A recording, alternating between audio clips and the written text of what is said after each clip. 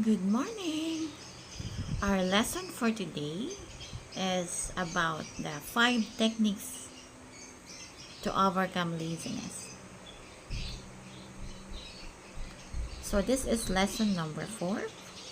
So number 1, find your motivation. So it is important to identify what inspires you. This could be advancing in your career or improving your physical health. Write this down and place them in a visible area to remind yourself when you're feeling demotivated. Number 2, avoid distractions. Constant distraction can impact your performance and mood. Monitor your distractions to identify them and plan ways to avoid them. Number 3, accountability. It's easier to be lazy when nobody is watching.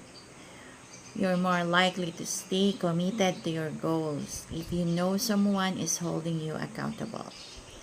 Share your goals with a friend or family member and ask to their support and monitoring.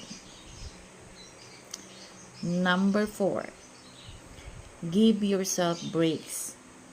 Our brains are not designed to focus on a single task for long periods. The Pomodoro technique is an effective way to give your brain breaks. It involves working for 25 minutes and then taking a 5-minute break. After 4 cycles, you have a longer 15-minute break. Number 5, set realistic goals.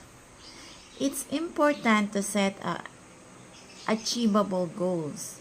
Setting unrealistic goals can lead to demotivation. It's also helpful to break down your goals into smaller parts for easier accomplishments. It's important to stay positive. When taking breaks, remind yourself that you're just resting, not being lazy. It's crucial to give yourself the opportunity to rest and then get back to work to achieve your goals and become a better version of yourself. Thank you. Good morning, everyone.